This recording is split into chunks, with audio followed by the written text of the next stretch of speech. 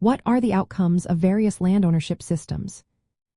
Imagine a world where land is shared equally among everyone or owned by the government. How would that shape our lives? Today, we're exploring what happens under different land ownership setups. Land ownership systems influence how land is used, who benefits from it, and how conflicts are resolved. From a libertarian view, the key is how well these systems protect property rights, especially the right to own land privately. Property rights mean that individuals have exclusive control over their land. They can decide how to use it, who to sell it to, or how to pass it on. These rights are seen as natural, not given by the government, but recognized and protected by it. The way land is acquired matters a lot. If someone finds unowned land and mixes their labor with it, they gain a just claim. Buying land or receiving it as a gift also creates valid ownership. But if the government seizes land without proper process, libertarians see that as unjust. In a private ownership system, individuals or groups hold clear rights to land parcels. This setup encourages owners to take care of their land because they directly benefit from improvements.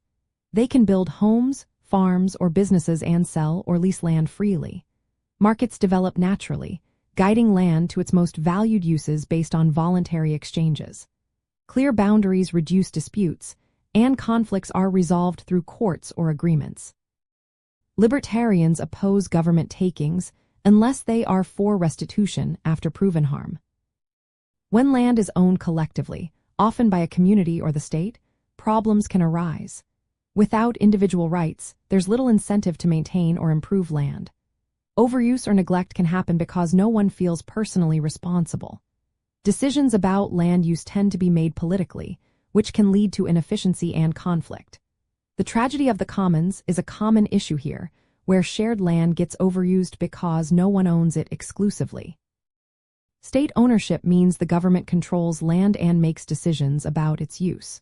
Libertarians see this as a violation of property rights because individuals cannot freely acquire or transfer land. Government control often leads to bureaucratic planning that ignores individual needs. It can also open the door to corruption, as land might be allocated based on favoritism or political influence. Libertarians prefer privatization whenever possible, believing private ownership leads to better land management. Practically, libertarians support clear land titles that define ownership rights.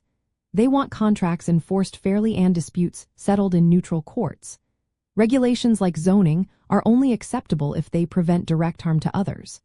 They favor voluntary agreements over government mandates.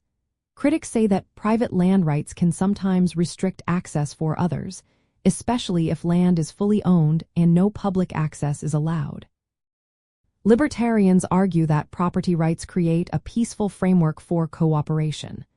They believe that establishing clear ownership and respecting it leads to more investment, innovation, and freedom. In summary, land ownership systems that respect individual rights tend to produce the best outcomes.